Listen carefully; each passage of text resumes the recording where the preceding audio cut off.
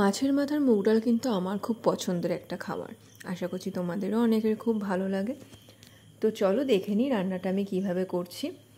এখানে আমি নিয়ে নিয়েছি একটা বড় কাতলা মাছের মাথা থেকে অর্ধেক। যেহেতু মাথাটা অনেকটা বড় ছিল তাই মাছের মাথাটাকে আরও 2 টুকরো করে নিয়েছি।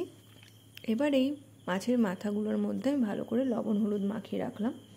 এবার একটা কড়াইয়ের মধ্যে আমি মুগ ডালটাকে ভেজে নেব। তেল ছাড়াই গরম কড়াইয়ের মধ্যে আমি মুগ ডালটাকে ভালো করে ভেজে নিচ্ছি।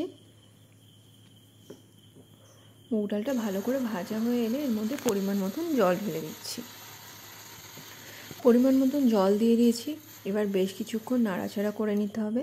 এবার এর মধ্যে দিয়ে দিচ্ছি 1 চামচ লবণ আর হাফ চামচ হলুদ। লবণ আর হলুদ দিয়ে আবার একবার ভালো করে মিশিয়ে নিচ্ছি ডালের সাথে। এরপর ঢাকা দিয়ে দিলাম। এবার আলাদা একটা কড়াইয়ের মধ্যে বেশ কিছুটা সর্ষের তেল নিয়ে নিচ্ছি। তেলটা ভালো করে গরম হয়ে এসেছে। এর মধ্যে আমি দিয়ে দিচ্ছি মাছের মাথা দুটো। মাছের মাথাগুলো কিন্তু একটু লো ফ্লেমে ভালো করে ভেজে নিতে হবে। ভালো করে এপিট ওপিট করে মাছের মাথাগুলোকে ভেজে নিচ্ছি। দেখো এদিকে আমার মুগ ডালটাও ভালো করে সেদ্ধ হয়ে এসছে।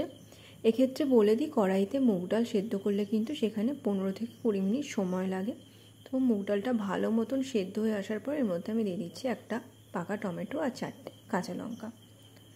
বেশ কিছুক্ষণ নাড়িয়ে চাড়িয়ে দেওয়ার পর এর মধ্যে হাফ চামচ চিনি দিয়ে দিচ্ছি। সাথে সাথে দিয়ে দিচ্ছি ভেজে রাখা মাছের মাথাগুলো। এবার আমি 5-7 মিনিটের জন্য ঢাকা দিয়ে দিলাম। যে কড়াইতে মাছের মাথা ভেজেছিলাম সেই কড়াই থেকে তেলটা কিছুটা নামিয়ে আমি এর মধ্যে দিয়ে দিচ্ছি 2 শুকনো লঙ্কা, 2 এলাচ, 2 দারচিনি, 3টে লবঙ্গ, কিছুটা সাদা জিরে, 2 চামচ পেঁয়াজ বাটা, হাফ চামচ রসুন বাটা, 1 চামচ আদা বাটা। তার সাথে সাথেই দিয়ে দিচ্ছি সামান্য পরিমাণ হলুদ।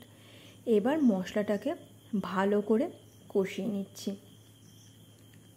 বেশ কিছুক্ষণ কষিয়ে নিলাম। দেখো এদিকে মাছের মাথা সমেত মুগ ডালটাও ভালো মতন সেদ্ধ হয়ে এসছে। একটু ভালো করে নাড়িয়ে নেওয়ার পর আমি মুগ ডালের মধ্যে দিয়ে দিচ্ছি কষিয়ে রাখা মশলাটা। মশলাটা দিয়ে দেওয়ার পর আরেকটু নাড়িয়ে নিতে হবে। দেখো মাছের মাথার মুগ ডালটা কিন্তু একদম তৈরি হয়ে গেছে। দিয়ে দিচ্ছি একটুখানি গরম মশলার গুঁড়ো। রান্নাটা তোমাদের কেমন লাগলো অবশ্যই জানিও। ভালো লাগলে লাইক, শেয়ার, সাবস্ক্রাইব করো। Thank you.